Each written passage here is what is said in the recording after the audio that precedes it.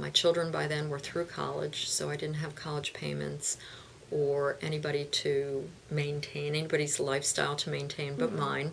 I was divorced, and so it made for a very thoughtful and considered decision, but still a fairly easy one. So in 2004, I took my money, divided it into 4 pots for 4 years of graduate school, and started full-time as a PhD student at Florida Atlantic University. How exciting. How wonderful to be, at the time, 50 years old and in graduate school, working towards a PhD. One of the nice things about being in Florida and being at Florida Atlantic was that their program was designed for returning students. So it wasn't me and a lot of 20-year-olds. Although there were quite a few 20-year-olds, which was very cool. And the PhD program was very impressive. Well, it was fun, and it was a program where we sort of created our own program. We decided what our primary focus and secondary focus was, because what I have is a PhD in comparative studies as opposed to a PhD in French.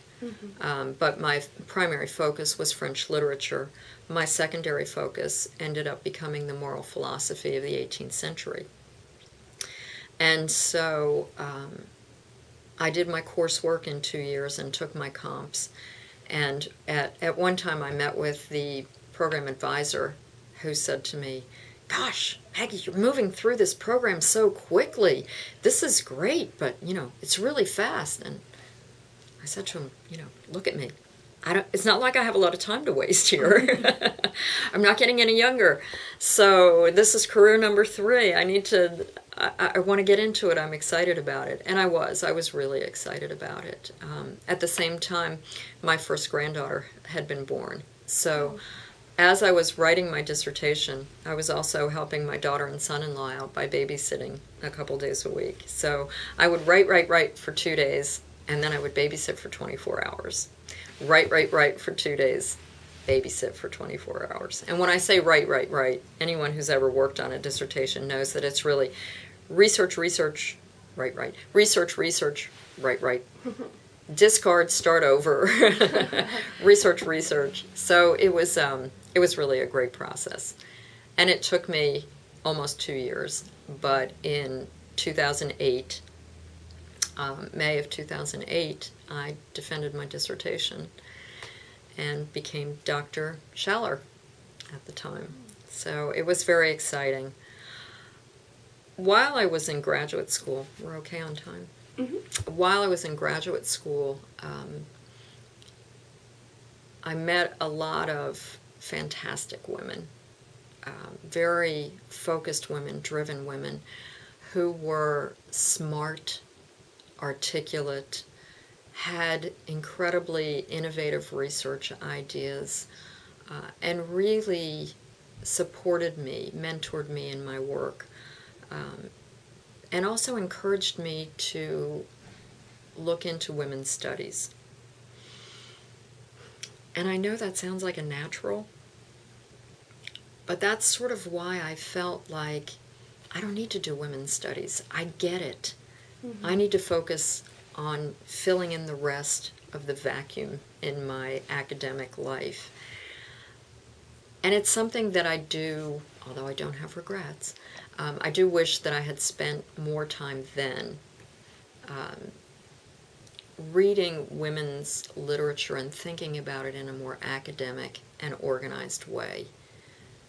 In retrospect, though, I do realize that so much of my research was focused on women's perspectives, basically feminist theory, that I pretty much did do a women's studies track when I was at the university. And my dissertation was all about the work of an 18th century French woman who was a governess, an author, a journalist, and in my views, a moral philosopher.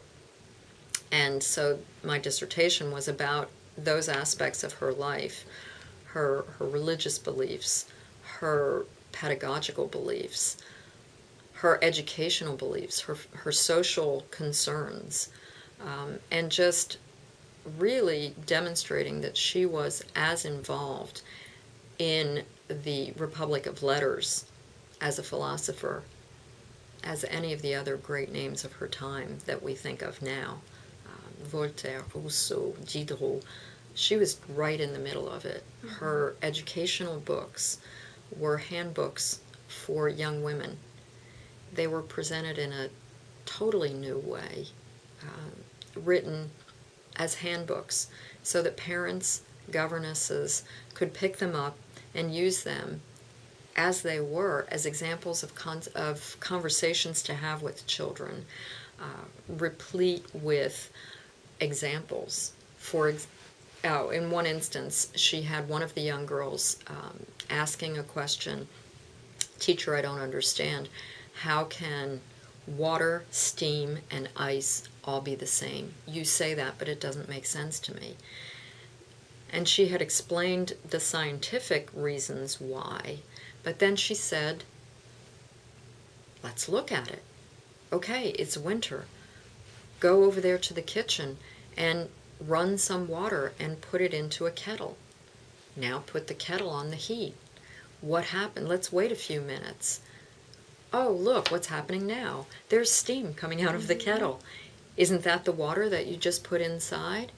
Well, let's capture it on a piece of glass, and or a mirror, and let's now take that outside where it's cold." And she's actually got the conversation. "Get your coats on, girls, and we'll meet outside in 10 minutes. And so the next part of the chapter, they're outside, and she's asking them, "What do you see? Look around you. What do you see on the glass? What's happened to the glass?" "Well, it's frozen. So, and look over there. There's the pond. What does the pond look like in the summer?" "Well, it's just running water." So, that's a very basic, obvious thing to us, but at the time, no one was using examples like that. It was extremely lecture-oriented, the way that unfortunately I think we've gotten back to in our school systems a bit, whereas she was very much a proponent of the Socratic method of teaching. Mm-hmm. Let me give you a topic, sort of the what was her name, the Linda Richmond from Saturday Night Live. I'll give you a topic, discuss. And that was very much how she was. Let me give you a topic, go home and read about it, whether it was a Bible verse or to do research on geography, scientific studies, to read the manuals of people who had come before her that she used as her mentors. So it was a very Socratic, question-oriented approach to teaching. Her motto was think, speak, do. Think, speak, act. And so that was what she adopted in her classes, in her conversations, and that was really how she led her life and approached all kinds of learning, which she encouraged. My study of her really reinforced the way that I wanted to teach, both as a proponent of learning and as a woman. Mm-hmm. And I hope that that's what I've done today in my classrooms.